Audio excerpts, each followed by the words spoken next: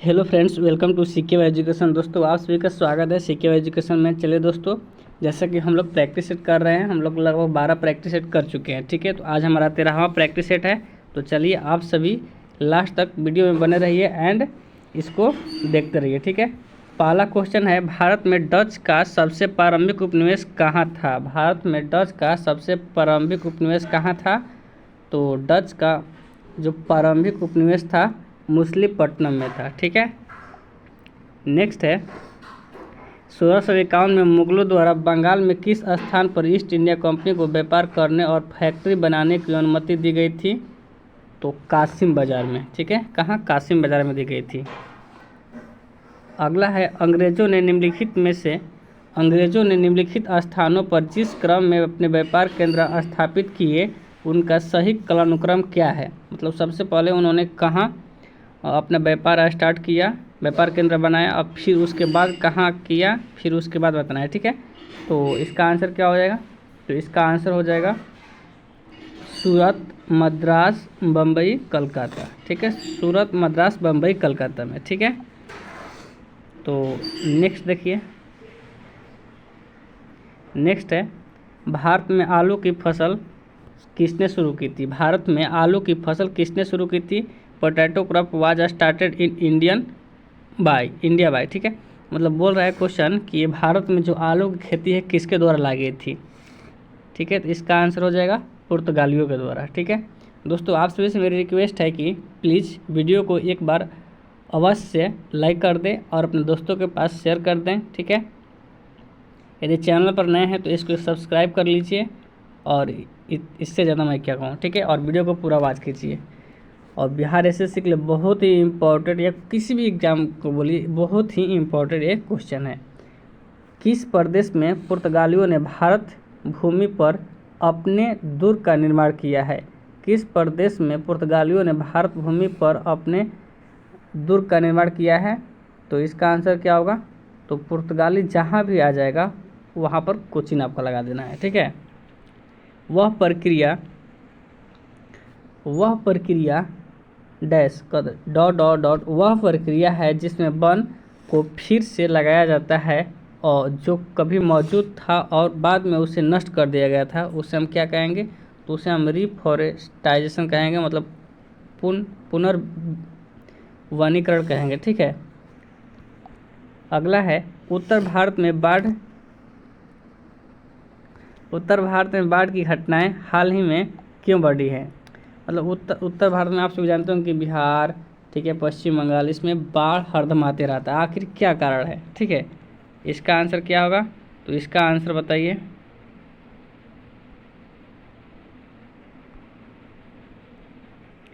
वार्षिक वर्षा में वृद्धि या बांधों में गाद का जमना या अफवाह क्षेत्र में वनों की कटाई। तो इसका करेक्ट आंसर है अफवाह क्षेत्रों में वनों की कटाई। और ये भी हो सकता है बांधों में क्या हो जाता है, गाद ज़्यादा जम जाता है, इसलिए वहाँ पर पानी बह नहीं पाता है और बाढ़ आ जाता है। ठीक है, नेक्स्ट है, भारत में आर्सेनिक समस्या मुख्य रूप से किसके कारण है? भारत में आर्सेनिक समस्या जो है मुख्य रूप से किसके कारण है?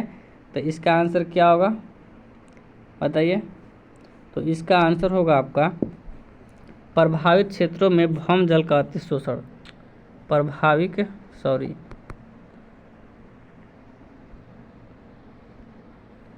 प्रभावित क्षेत्रों में भौम जल का अतिशोषण।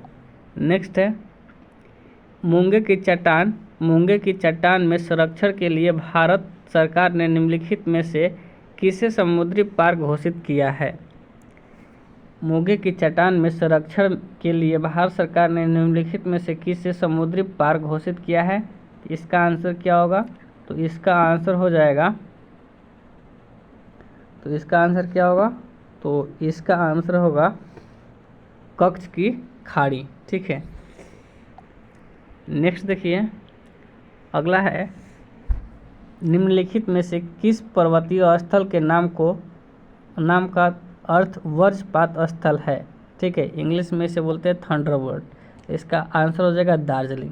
ठीक है, अगला क्वेश्चन है, जो बैंक निक्षेप बिना नोटिस के निकाला, मतलब जिस बैंक से बिना नोटिस के पैसा निकाल दिया जाता है उसे हम क्या कहेंगे, तो उसे हम मांग निक्षेप कहते हैं। ठीक है। अगला है देशों के समूह के साथ व्यापार करार करने की औपचारिक पद्धति को क्या कहते हैं। देशों के समूह के साथ व्यापार करार करने की औपचारिक पद्धति को क्या कहते हैं, तो इसका आंसर हो जाएगा ट्रेडिंग ब्लॉक। ठीक है। नेक्स्ट है जो खर्चा कर दिया गया है और वसूल न हो सके तो उसे क्या कहें। जैसे आप किसी को पैसा दे दिए हैं, ठीक है, और उससे नहीं ले पा रहे हैं और वो नहीं दे पा रहा है, ठीक है, तो उसे हम क्या कहेंगे, तो उसे हम निगमन लागत कहते हैं। ठीक है, अब्जॉर्प्शन कॉस्ट। नेक्स्ट है टूथपेस्ट उत्पाद को निम्नलिखित में से किसके अधीन बेचा जाता है। जैसे कोलगेट है, ठीक है, तो कई प्रकार के कोलगेट कंपनियां हैं। टूथपेस्ट जो है तो उसमें क्या होता है, एकाधिकारी प्रतिपर्चा होता है कि, ठीक है,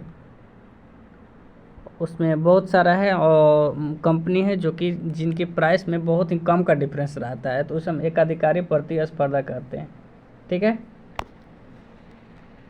नेक्स्ट है एकाधिकारी शब्द किससे संबंधित है, तो यह संबंधित है, किससे संबंधित है, तो यह संबंधित है पूंजीवादी से। ठीक है, पूंजीवादी से।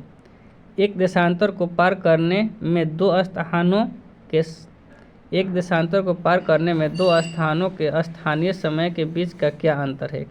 एक देशांतर को पार करने में दो स्थानों के स्थानीय समय के बीच क्या अंतर है, तो इसका आंसर क्या होगा, तो इसका आंसर होगा 4 मिनट। ठीक है, 4 मिनट।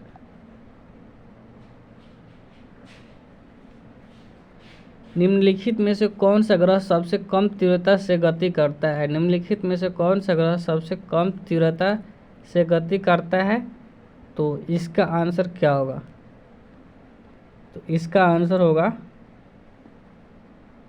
शनि सबसे स्लो गति करता है। ठीक है, और क्योंकि पृथ्वी 365 दिन में पूरी परिक्रमा करती है और बुध 88 दिन में, ठीक है, और बृहस्पति कितने दिन में करता है, ये केवल 9 घंटा में ही कर लेता है। ठीक है, तो बताइए शनि कितने दिनों में करता है।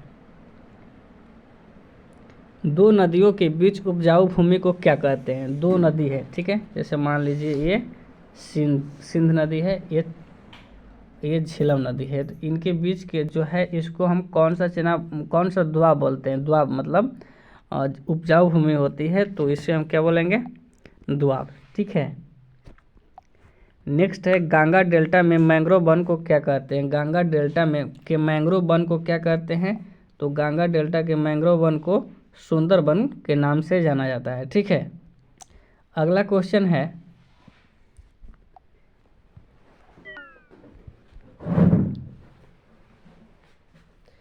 निम्नलिखित में से सौर मंडल का सबसे बड़ा ग्रह कौन सा है। निम्नलिखित में से सौर मंडल का सबसे बड़ा ग्रह कौन सा है, तो सौर मंडल का सबसे बड़ा ग्रह बृहस्पति है। ठीक है। राजनीतिक समता पाई जाती है, राजनीतिक समता पाई जाती है, कहाँ पाई जाती है, तो इसका आंसर क्या होगा, सार्वभौमिक वयस्क मताधिकार में। ठीक है। धर्मनिरपेक्ष राज्य किसे कहते हैं। धर्मनिरपेक्ष राज्य किसे कहते हैं, जिसका कोई अपना धर्म ना हो। इसका मतलब कि किसी देश का एक धर्म ना हो, कि मतलब जैसे हिंदू मुस्लिम ऐसे नहीं करके हो। ठीक है, उसका कोई धर्म ना हो, उसे हम बोलेंगे क्या, धर्मनिरपेक्ष देश। ठीक है। भारत क्या है, तो भारत भी एक धर्मनिरपेक्ष देश है, क्योंकि भारत में तो बहुत सारे धर्म है, लेकिन भारत सरकार की कोई धर्म नहीं है। ठीक है। अगला क्वेश्चन बताना है, भारतीय संविधान केवल सरकार के लोकतांत्रिक रूप की कल्पना, भारतीय संविधान केवल सरकार के लोकतांत्रिक रूप से कल्पना विचार नहीं करता, बल्कि एक लोकतांत्रिक समाज का भी कल्पना करता है, क्योंकि यह इसकी विचारधारा से ओतप्रोत है। ठीक है, तो इसका आंसर क्या हो जाएगा, न्याय, ठीक है, स्वतंत्रता भी है, समानता भी है, भाईचारा भी है। इसका आंसर ऑप्शन नंबर 4 हो जाएगा। ठीक है, नेक्स्ट है संविधान के अंतर्गत भारतीय लोकतंत्र के आदर्शों को हम कहाँ देख सकते हैं। संविधान के अंतर्गत भारतीय लोकतंत्र के आदर्शों को हम कहाँ देख सकते हैं, तो प्रस्तावना में, प्रिएम्बल में देख सकते हैं। अगला क्वेश्चन है संविधान की प्रस्तावना में भारत को निम्नलिखित में से किस रूप में घोषित किया गया है। संविधान की प्रस्तावना में भारत को निम्नलिखित में से किस रूप से घोषित किया गया है, तो इसका आंसर क्या होगा, तो इसका आंसर हो जाएगा एक प्रभुसत्ता संपन्न समाजवादी पंथ निरपेक्ष लोकतांत्रिक गणराज्य। ठीक है, कौन सा धातु सामान्य तापमान पर तरल रूप में रहता है। कौन सा धातु सामान्य तापमान पर तरल रूप में रहता है, तो इसका आंसर हो जाएगा मरकरी यानी पारा। ठीक है,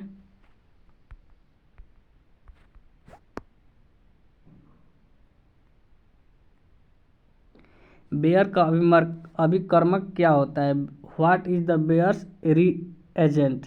बेयर का अभिकर्मक क्या होता है, तो इसका आंसर हो जाएगा क्षारीय पोटेशियम परमैंगनेट। ठीक है, क्षारीय पोटेशियम परमैंगनेट।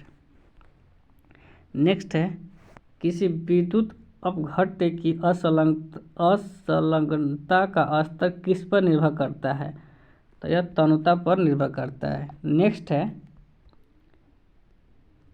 कॉपर सल्फेट की लोहे के साथ अभिक्रिया से आयरन सल्फेट और डैश बनता है, तो कॉपर सल्फेट CuSO4 प्लस में और बोल रहा है लोहा। ठीक है, तो ये हो जाएगा FeSO4। ठीक है, प्लस में कॉपर, इसमें कॉपर मतलब निक्षेप हो जाएगा, निकल जाएगा, तो इसमें क्या निकलेगा, कॉपर। ठीक है, नेक्स्ट है निम्नलिखित में से सबसे कम गलनांक किसका होता है, तो मरकरी। ये लिक्विड फॉर्म में रहता है, तो इसका आंसर यही हो जाएगा मरकरी। ठीक है दोस्तों, ये कैसा प्रैक्टिस लग रहा है प्लीज़ एक बार कमेंट करके अवश्य बताएं। आप इसमें से कितना क्वेश्चन सही कर पा रहे हैं उसको भी एक बार मेंशन अवश्य करें। ठीक है, और अपने आप को देखिए आप इसमें से कितना क्वेश्चन लगा रहे हैं सही। वयस्कों में खाली पेट रुधिर ग्लूकोज स्तर, वयस्कों में खाली पेट रुधिर ग्लूकोज स्तर mg 100 ml प्रति mg कितना होता है, तो इसका आंसर क्या होगा, तो इसका आंसर हो जाएगा 100। ठीक है, मनुष्य में खून का pH मान क्या होता है। मनुष्य में खून का pH मान क्षारीय होता है, क्योंकि pH मान 7.4 होता है, तो क्या होगा, क्षारीय ही होगा ना, मतलब कम क्षारीय। ठीक है, इसका आंसर क्या होगा, कम क्षारीय। ठीक है, नेक्स्ट है रक्त का कौन सा घटक रक्त में सबसे अधिक मात्रा में पाया जाता है। रक्त का कौन सा घटक रक्त में सबसे अधिक मात्रा में पाया जाता है, तो इसका आंसर क्या होगा, तो प्लाज्मा। प्लाज्मा कितना % होता है, तो 55% प्लाज्मा होता है। ठीक है, नेक्स्ट है कि वयस्क मानव में रुधिर की सामान्य मात्रा होती है, कितनी होती है,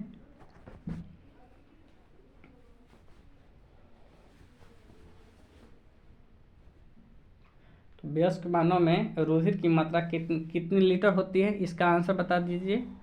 तो कम से कम 3 लीटर तैयार होना चाहिए, तभी तो इंसान जीवित रहेगा। ठीक है, नेक्स्ट है डॉट डॉट डॉट हल्के पीले रंग का गाढ़ा तरल पदार्थ जो रक्त के आयतन का लगभग 55% होता है, उससे हम क्या कहते हैं, तो उससे प्लाज्मा कहते हैं यार, जैसा कि मैंने पहले ही तो बताया अभी। ठीक है, वो नो, इसमें क्या दिया है, प्लाज्मा नहीं दिया ऑप्शन में,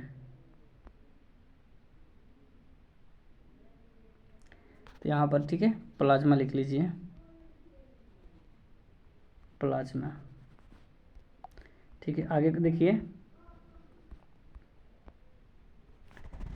अगला क्वेश्चन है कृष्णिका विकिरण उच्चतम अवस्था तक पहुंचने पर तरंग दैर्घ्य कैसा होता है।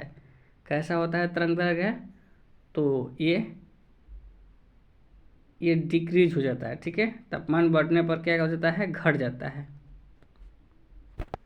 आगे देखिए, दो निकायों के बीच ऊष्मा के प्रवाह की दिशा निर्भर करती है। दो निकाय है, ठीक है, ए और बी, तो इनके जो बीच है ऊष्मा की प्रवाह कैसे निर्भर करेगी, मतलब तो अगर मान लीजिए ए है और बी है, ठीक है, तो इसमें क्या होगा कि यदि बी में ज़्यादा होगी ऊष्मा तो यह क्या करेगी, ए की में जब ज़्यादा ऊष्मा होगी तो यह बी की तरफ प्रवाह करेगी, ठीक है। तो यही आंसर इसका देना है।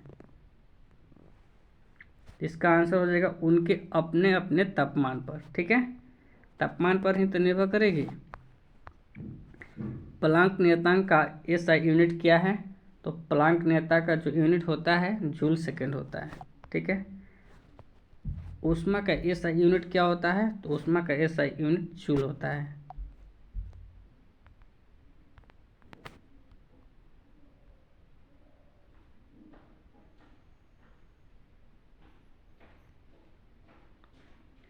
अगला क्वेश्चन है, एक श्वेत तथा चिकनी सतह क्या होती है। मान लीजिए एक श्वेत सतह है ये, ठीक है, तो एक क्या होगी, जब इस पर प्रकाश पड़ेगा तो ये प्रकाश को सोखती नहीं है, यह लौटा देती है। तो ये तो अच्छी परावर्तक होगी और क्या होगी, खराब अवशोषक होगी, ठीक है। इसका आंसर ऑप्शन नंबर और ताप की खराब अवशोषक तथा अच्छी परावर्तक हो जाएगा, ठीक है। 40 का आंसर हो गया। राजीव गांधी अंतर्राष्ट्रीय विमानपत्तन कहाँ स्थित है। राजीव गांधी अंतर्राष्ट्रीय विमानपत्तन कहाँ स्थित है, तो इसका आंसर क्या होगा, तो इसका आंसर हो जाएगा राजीव गांधी अंतर्राष्ट्रीय विमानपत्तन स्थित है कहाँ, तो हैदराबाद में स्थित है। नेक्स्ट है, राष्ट्रीय आपदा प्रबंधन प्राधिकरण का अध्यक्ष है, ठीक है, और राष्ट्रीय आपदा प्रबंधन प्राधिकरण का अध्यक्ष कौन होता है, तो इसका आंसर क्या हो जाएगा, तो इसका आंसर होगा भारत का प्रधानमंत्री, ठीक है। नेक्स्ट है, निम्नलिखित में से किसे सफ़ेद हाथियों का भूमि कहते हैं। तो सफ़ेद हाथियों का भूमि थाईलैंड को कहेगा, वहीं कहेगा हजार हाथियों का देश तो लाओस हो जाएगा, ठीक है। अगला है, गांधी जी ने दांडी मार्च कहाँ से शुरुआत की थी। तो गांधी जी ने दांडी मार्च जो स्टार्ट किया था, कहाँ से स्टार्ट किया था भाई, तो ये स्टार्ट किए थे अहमदाबाद से, गुजरात से, ठीक है। नेक्स्ट है, भारत का सबसे बड़ा वनस्पति संग्रहालय स्थित है। भारत का सबसे बड़ा वनस्पति संग्रहालय कहाँ स्थित है, तो भारत का सबसे बड़ा वनस्पति संग्रहालय जो स्थित है आपका, यह है कोलकाता में स्थित है, ठीक है, कोलकाता में। निम्नलिखित राज्यों में से भारत का सबसे पहला कार्बन मुक्त राज्य कौन सा है। निम्नलिखित राज्यों में से भारत का सबसे पहला कार्बन मुक्त राज्य कौन सा है, तो यह है हिमाचल प्रदेश, ठीक है। सफ़ेद क्रांति का जनक किसे कहते हैं, मतलब कौन है सफ़ेद क्रांति का जनक, निम्नलिखित में से कौन है, तो इसका आंसर हो जाएगा वर्गीज कुरियन, ठीक है।